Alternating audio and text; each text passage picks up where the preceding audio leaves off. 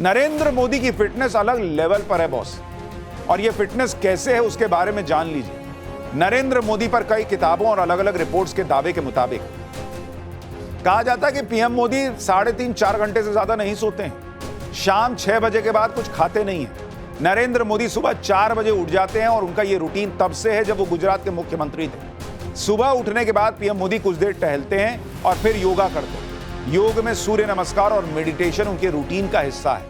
PM Modi दुनिया में ऐसे नेता हैं जिनकी सेहत को लेकर भी कोई सवाल नहीं उठता। आप ट्रंप को देख लीजिए, बाकी नेताओं को देख लीजिए, उन्हें लेकर अक्सर तरह तरह की बातें होती हैं। डोनाल्ड ट्रंप की सेहत को लेकर जो बातें चल रही थी, पाठशाला में हमने आपको विस्तार से बताया था कि भाई के पैर में सूजन आ चुकी है, भाई सीधा नहीं चल पा रहे। इसी तरह से मई 2025 में शी जिनपिंग की फिटनेस को लेकर भी नई अटकलें फैली, जिसमें कहा गया कि वो स्ट्रोक का शिकार हो सकते हैं। उनके चेहरे और व्यवहार में असामान्य बदलाव दिख रहा है, जिससे गंभीर बीमारी की संभावना जताई गई। अगस्त 2025 में डोनाल्ड ट्रंप के साथ अलास्का शिखर सम्मेलन के दौरान पुतिन के पैरों और दाहिने हाथ का कांपना कैमरे में रिकॉर्ड हुआ, जिससे पुतिन को पार्किंसन है इसकी अफवाह फैल गई।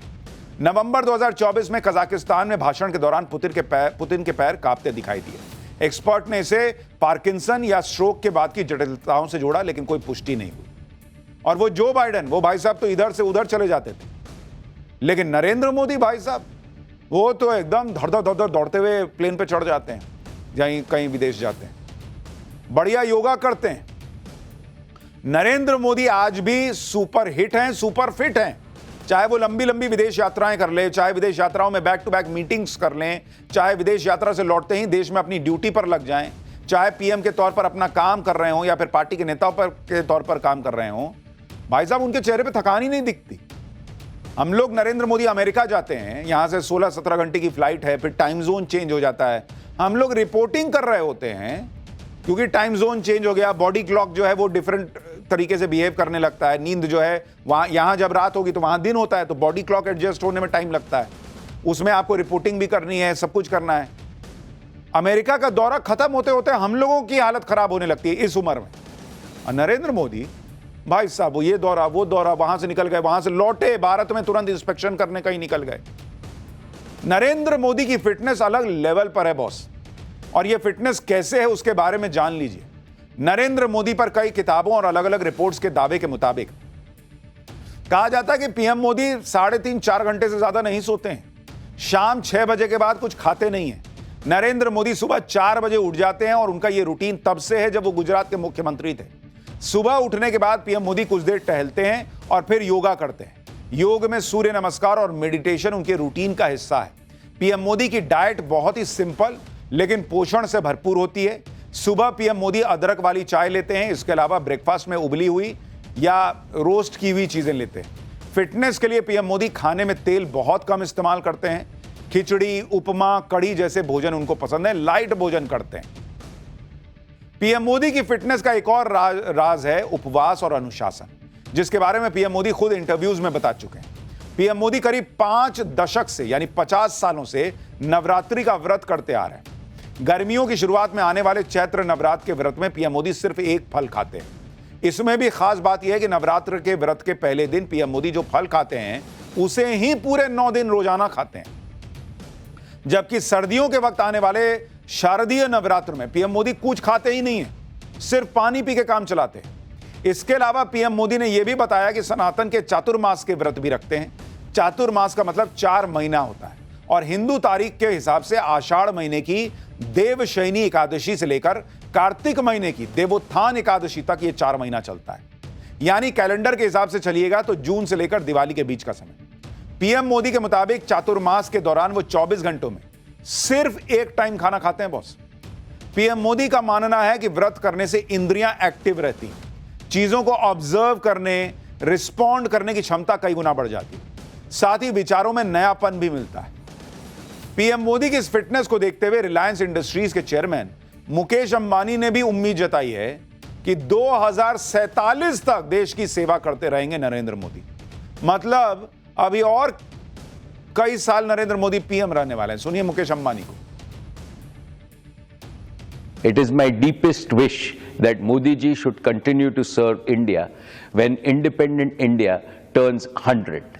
Jivit Sharda Shatam Param Ardharniya Narendra Bhai. God Almighty Himself has sent Modi ji as an avatar Purush to lead our motherland to become the greatest nation on earth. It is my good fortune that I have known him closely for more than 3 decades. I have never seen a leader who worked so tirelessly for a better future for India and Indians. He first transformed Gujarat into an economic powerhouse. Now he is transforming the whole of India into a global superpower. सोचिए मुकेश अंबानी ने कितने प्रधानमंत्रियों का कार्यकाल इस देश में देखा है। वो कह रहे हैं कि अवतार की तरह हैं नरेंद्र मोदी, जिस तरह से वो काम कर रहे हैं भारत के लिए। पीएम मोदी के जन्मदिन का माहौल आपने देखा, जिस पर कुछ लोग सवाल भी खड़े कर रहे हैं, लेकिन प्रधानमंत्री किसी दल का नहीं, पूरे देश का होता है। और पहले भी प्रधानमंत्रियों के जन्मदिन पर बड़े पैमाने पर सेलिब्रेशन हुए हैं। कांग्रेस के कुछ नेता पीएम मोदी के जन्मदिन पर सवाल खड़े कर रहे हैं। इतने बड़े पैमाने पर सेलिब्रेट करने की क्या जरूरत थी, कह रहे हैं। इतने विज्ञापन देने की क्या जरूरत थी। ये नेता शायद इतिहास भूल गए हैं कि खुद कांग्रेस के दौर में प्रधानमंत्रियों के जन्मदिन किस तरह से सेलिब्रेट किए जाते थे। जवाहरलाल नेहरू से लेकर इंदिरा गांधी और राजीव गांधी तक सभी के जन्मदिन बड़े पैमाने पर सेलिब्रेट होते थे। इतना ही नहीं, इन नेताओं के निधन के बाद भी जन्म जयंती समारोह भी धूमधाम से मनाया जाता रहा।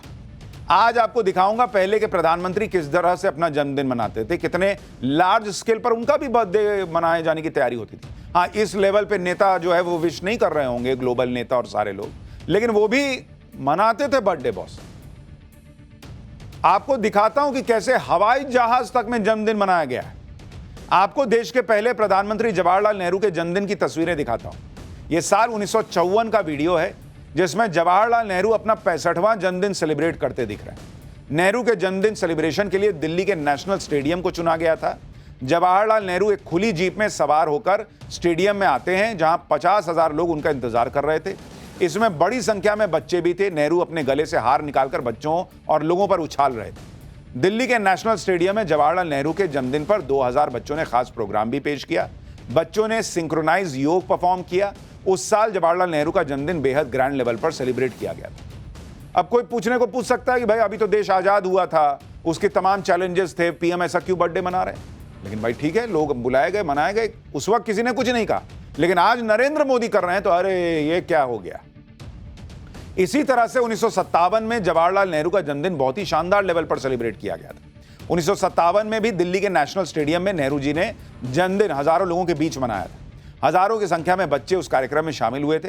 बच्चों ने जवाहरलाल नेहरू को सलामी भी दी थी। यह तस्वीर 1957 में नेहरू जी के जन्मदिन की है। भारत में यह पुरानी परंपरा रही है कि प्रधानमंत्री के जन्मदिन को बड़े पैमाने पर सेलिब्रेट किया जाए। प्रधानमंत्री ने जनता के लिए कितने काम किए हैं, कितनी योजनाएं शुरू की हैं, वो भी इस मौके पर बताया जाता रहा है। लेकिन कांग्रेस के समय तो एक दौर ऐसा भी था जब हवाई जहाज में भी जन्मदिन मनाते थे ये लोग। ये तस्वीर आप देखिए, इसमें इंदिरा गांधी, सोनिया गांधी, प्रियंका गांधी और राहुल गांधी दिख रहे हैं। बीच में एक केक रखा हुआ है। यह तस्वीर 1977 की है और पूरा गांधी परिवार हवाई जहाज में बैठा है और राहुल गांधी का जन्मदिन मनाया जा रहा है। 1977 यानी आज से 48 साल पहले हवाई जहाज के अंदर हवा में राहुल गांधी का जन्मदिन मना था बॉस। उस समय भारत में गरीबी अपने चरम पर थी। इंदिरा गांधी गरीबी हटाओ का नारा देती थी, लेकिन खुद पोते राहुल गांधी का जन्मदिन हवाई जहाज में सेलिब्रेट होता था। आज वो लोग कह रहे हैं कि नरेंद्र मोदी का बर्थडे क्यों मन रहा है भाई। विपक्षी दलों को पीएम मोदी के जन्मदिन पर अखबारों में छप रहे विज्ञापनों से भी दिक्कत हो रही है। इंडी गठबंधन के नेताओं को बड़ी तकलीफ हो रही है यह सब देखकर कि भाई नरेंद्र मोदी के जन्मदिन पर विज्ञापन क्यों छप गया, इतने बधाई संदेश क्यों छप गए। अब यह वीडियो तेलंगाना कांग्रेस ने शेयर किया। इसमें अखबारों में पीएम मोदी के लिए बधाई संदेश दिखाकर कांग्रेस कह रही है कि अखबार मोदी के लिए ग्रीटिंग कार्ड बन गए। एक और वीडियो देखिए जिसे टीएमसी की राज्यसभा सांसद सागरिका घोष ने शेयर किया। सागरिका घोष भी अखबारों में पीएम मोदी के लिए छपे बधाई संदेश को दिखा रही हैं और सवाल उठा रही हैं कि ये तो हीरो वर्शिपिंग हो रही है। गजब है बॉस। आज इन सबको पीएम मोदी के लिए अखबारों में छप रहे बधाई संदेश से दिक्कत हो गई। पीएम मोदी के लिए छपे बधाई संदेश को हीरो वर्शिपिंग कह रहे हैं, अखबारों को मोदी का ग्रीटिंग कार्ड बता रहे हैं। असली हीरो वर्शिपिंग क्या होती है मैं आपको दिखाता हूं। यह तस्वीर देखिए, साल 2012 में प्रतिष्ठित अखबार में कांग्रेस नेता ने एक विज्ञापन दिया था। सोनिया गांधी को नए साल की बधाई के लिए इस विज्ञापन को अखबार में छापा गया था और विज्ञापन की लाइन देखिए boss, we remain madam ji even at your feet.